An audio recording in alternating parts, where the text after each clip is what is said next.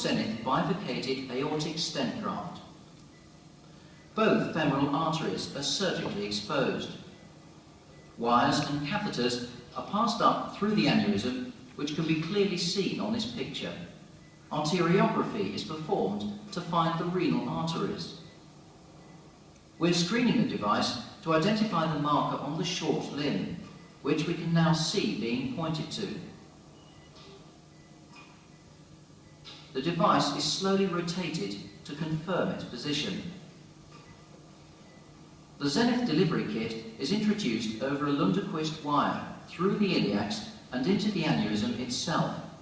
The tapered nose cone can be seen here going over the wire. The marker catheter and the horizontal marking wire are at the level of the renal arteries, and the covered part of the graft is exactly on the line, just below the renal arteries. Here we are looking at the lower part of the graft to try and identify the short stump marker. This bench model illustrates the deployment sequence. The black part of the nose cone is the cap which holds the uncovered stent. The sheath is withdrawn, releasing the covered part of the stent and exposing the short stump. We stop at this point in order to keep the long limb within the sheath. The whole device is now shown fully inserted. An arteriography catheter is inserted via the left groin to give angiographic assessment of stent position. Keeping the grey inner stilette stationary, the black sheath is withdrawn over it. The top covered stent is being deployed below the renal arteries, which are marked by the horizontal wire.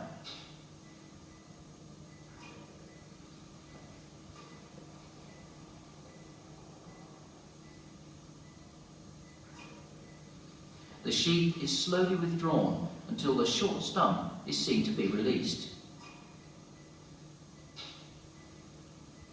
We now see an angle-tipped catheter for catheterization of the short stump from the left groin. A guide wire is left in the main body of the graft, and the short limb can then be inserted over this.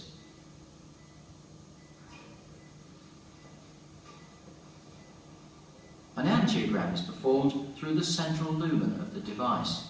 This confirms stent position, especially in relationship to the renal arteries.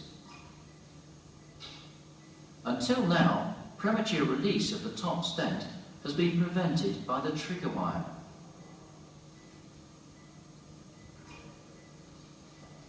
Once removed, the central metal pusher can be slowly advanced in order to deploy the uncovered stent. On the live case, trigger wire release is facilitated by removal of the black bobbin. The pin vise is next loosened to allow the metal pusher to be advanced.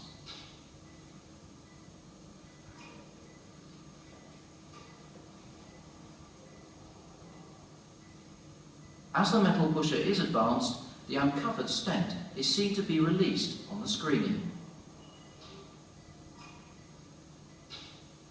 The next step is to uncover the iliac segments.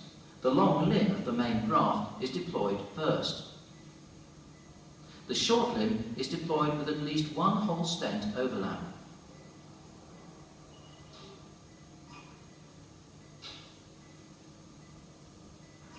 The aortic bifurcation is marked with a horizontal wire.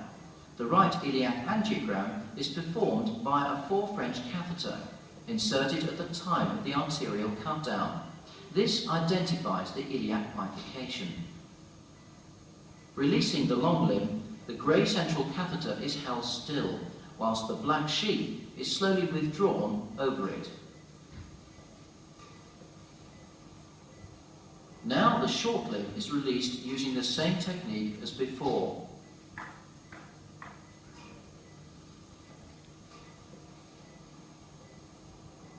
The central grey catheter can now be withdrawn back into the sheath.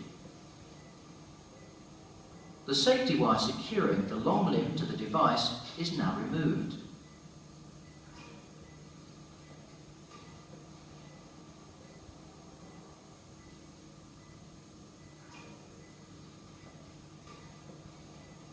The central brake catheter is next advanced towards the cap.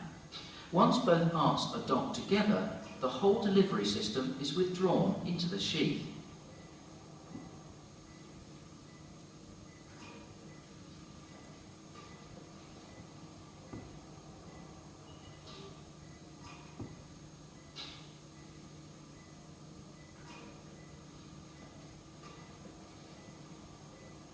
A low-pressure compliant moulding balloon is now used to aid proximal stent anchorage and smooth out the covered stent.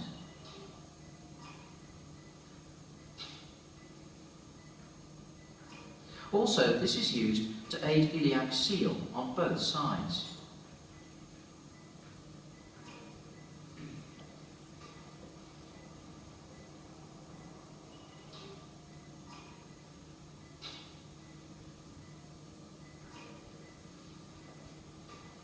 Completion angiography confirms both renal arteries are patent, and the aneurysm sac is excluded.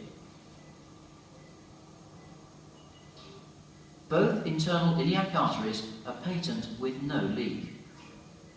Sheaths and catheters can now be removed, with closure of the arteriotomies and groins completing the procedure.